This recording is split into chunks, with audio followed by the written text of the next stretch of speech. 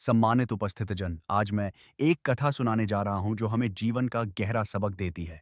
यह कथा केवल एक परिवार की नहीं, बल्कि हर उस घर की है जहां बच्चों को संस्कार और संयम सिखाना आवश्यक होता है। नगर में एक बहुत ही धनवान और प्रतिष्ठित सेठ रहता था। उसके पास अपार संपत्ति, बड़ा सा हवेली जैसा घर, नौकर चाकर, खेत खलिहान और समाज में ऊंचा सम्मान था। भगवान की कृपा से उसके घर एक बेटा और एक बेटी का जन्म हुआ। सेठ अपनी बेटी से अत्यंत प्रेम करता था। वह अक्सर कहा करता था कि बेटियां घर की रौनक होती हैं और जिस आंगन में बेटी हंसती है वहां लक्ष्मी स्वयं निवास करती हैं। उसने कभी भी अपनी बेटी और बेटे में भेदभाव नहीं किया, बल्कि कई बार तो बेटी की इच्छाओं को वह और भी अधिक महत्व देता था। बचपन से ही बेटी की हर छोटी बड़ी मांग पूरी की जाती रही। यदि उसे कोई खिलौना चाहिए होता तो तुरंत खरीद दिया जाता। नए कपड़े चाहिए होते तो दर्जी को बुला लिया जाता। सोने चांदी के गहनों की जिद करती तो वह भी दे दिए जाते। पढ़ाई में मन न लगता तो भी उसे डांटा नहीं जाता। गलती करती तो समझाने की जगह उसे मना लिया जाता। धीरे धीरे उसे यह आदत हो गई कि उसकी हर बात मानी जानी चाहिए। अगर कोई उसकी इच्छा के विरुद्ध कुछ कह देता तो वह नाराज हो जाती, रोती, गुस्सा करती और पूरा घर घर उसे मनाने में लग जाता। सेठ को अपनी बेटी की मुस्कान से बढ़कर कुछ भी प्रिय नहीं था। इसलिए उसने कभी यह नहीं सोचा कि अधिक लाड प्यार आगे चलकर उसकी बेटी के स्वभाव को जिद्दी और असहिष्णु बना देगा। समय बीतता गया और वह नन्ही बच्ची एक सुंदर, शिक्षित और जवान लड़की बन गई। अब सेठ को उसकी शादी की चिंता सताने लगी, क्योंकि समाज की परंपरा के अनुसार बेटी को एक दिन ससुराल विदा करना ही पड़ता है। सेठ ने बहुत सोच विचार कर, लोगों से पूछताछ करके और परिवार की प्रतिष्ठा देखकर एक अच्छे घर में अपनी बेटी का विवाह तय कर दिया। विवाह धूमधाम से संपन्न हुआ। बारात आई, ढोल नगाड़े बजे, रिश्तेदारों ने आशीर्वाद दिया और बेटी आंसुओं के साथ ससुराल चली गई। शुरू शुरू में सब ठीक लग रहा था, लेकिन शादी के कुछ ही दिनों बाद सेठ को अपनी बेटी का एक पत्र मिला। पत्र पढ़ते ही उसका हृदय कांप उठा, क्योंकि उसमें लिखा था कि पिताजी, आपने मेरी शादी ऐसे घर में कर दी जहां कोई मुझे समझता नहीं। सब मुझसे कठोर व्यवहार करते हैं, मेरी कोई कद्र नहीं है और मैं यहाँ घुट घुट कर जी रही हूँ। यह पढ़ते ही सेठ तुरंत अपनी बेटी के ससुराल पहुंच गया। वहां पहुंचकर उसने देखा कि घर का वातावरण तनावपूर्ण है। उसने बेटी की सास से बात करनी चाहिए, तो उन्होंने रूखे स्वर में उत्तर दिया। ससुर ने भी अनमने ढंग से बात की। जब वह अपने दामाद के पास पहुंचा और कारण पूछा, तो दामाद ने क्रोधित होकर कहा कि आपकी बेटी हर बात पर बहस करती है, किसी की इज्जत नहीं करती, घर के नियमों का पालन नहीं करती। आप इसे यहां से ले जाइए। मैं इसके साथ नहीं रह सकता और यदि रिश्ता तोड़ना पड़े तो भी मुझे स्वीकार है। शादी में आपका जितना खर्च हुआ वह लौटाने को तैयार हूं। सेठ ने शांति बनाए रखी, कोई वाद विवाद नहीं किया और अपनी बेटी को लेकर वापस घर आ गया।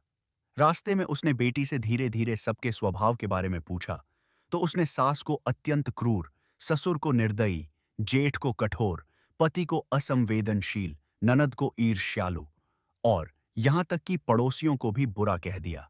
सेठ गहरे विचार में पड़ गया कि क्या सचमुच इतने सारे लोग एक साथ गलत हो सकते हैं, या कहीं मेरी बेटी की दृष्टि ही नकारात्मक हो चुकी है।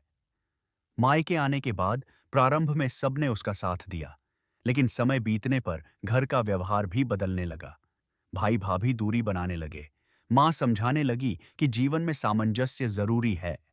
सहेलियां मिलने पर प्रश्न करने लगीं कि तेरा पति क्यों नहीं आया, कोई लेने क्यों नहीं आया। बाजार में लोग तरह तरह की बातें करने लगे। यह सब सुनकर लड़की का मन और अधिक व्यथित रहने लगा। 2 महीने बीत गए, लेकिन ससुराल से कोई संदेश नहीं आया। अब उसे मायके में भी सम्मान कम होता प्रतीत होने लगा। सेठ को अपनी गलती का एहसास हुआ कि शायद उसने बेटी को जीवन की वास्तविकताओं से दूर रखा और उसे धैर्य व सहनशीलता का पाठ नहीं पढ़ाया। एक दिन उसने बेटी को पास बिठाकर कहा कि मैंने एक संत पुरुष से तुम्हारी समस्या के बारे में चर्चा की है। उन्होंने कहा है कि यदि तुम्हारी बेटी अपने व्यवहार में परिवर्तन कर ले तो सब कुछ सुधर सकता है। बेटी ने उत्सुकता से पूछा कि मुझे क्या करना होगा। सेठ ने कहा कि तुम्हें 90 दिनों तक मौन रहना होगा। कोई कुछ भी कहे तुम उत्तर नहीं दोगी, न तर्क करोगी, न कटु वचन बोलोगी। बस शांत रहकर अपना कर्तव्य निभाओगी और मन में भी किसी के प्रति द्वेष नहीं रखोगी। बेटी ने पहले तो इसे कठिन समझा, लेकिन जब उसने सोचा कि शायद यही उसके जीवन को सुधारने का मार्ग है, तो वह तैयार हो गई।